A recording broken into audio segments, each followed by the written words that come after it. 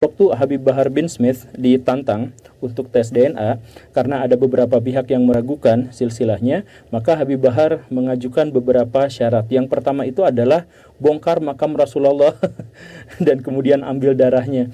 Yang saya pikir ini adalah ajakan untuk menistakan agama, tapi ya apapun itu. Yang kedua itu adalah bahwa beliau mengatakan bahwa tes balik orang yang menantang saya itu DNA-nya, karena jangan-jangan dia anak zina atau orang munafik atau anak dari orang yang berhubungan seksual dalam kondisi menstruasi gitu. Ya karena menurut beliau ada sebuah hadis yang menyebutkan bahwa siapapun yang meragukan silsilah kenabian atau kemuliaan dari silsilah kenabian, maka orang itu pasti orang munafik atau orang anak zina atau orang yang lahir dari hubungan seksual di kala menstruasi.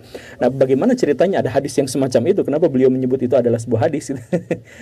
Ya kan nggak mungkin juga Nabi itu. Jadi orang-orang yang sudah terbiasa untuk membaca buku-buku hadis, kitab-kitab hadis itu pasti akan menyadari bahwa bahasa Nabi itu nggak kayak gitu dan memang nggak gitu.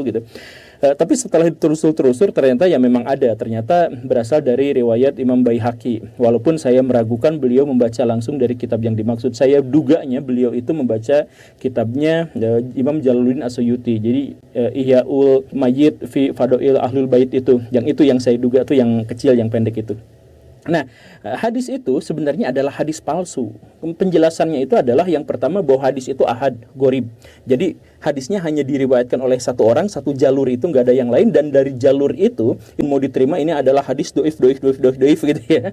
Nah, ditambah lagi hadis ini secara kalimat, isinya, kontennya itu juga bermasalah, yaitu menyebutkan bahwa dia pasti anak zina gitu, atau kemungkinannya dia anak zina. Nah, dalam Islam itu menuduh orang lain berzina tanpa ada bukti dan tanpa ada saksi, itu salah satu dosa yang paling besar. Jadi nggak mungkin Nabi Muhammad mengatakan hal yang seperti itu tuh nggak mungkin. Nah, jadi secara sanadnya doif gitu ya, secara kontennya itu juga ternyata bermasalah. Jadi para ulama kemudian menyebut bahwa ini adalah hadis yang palsu.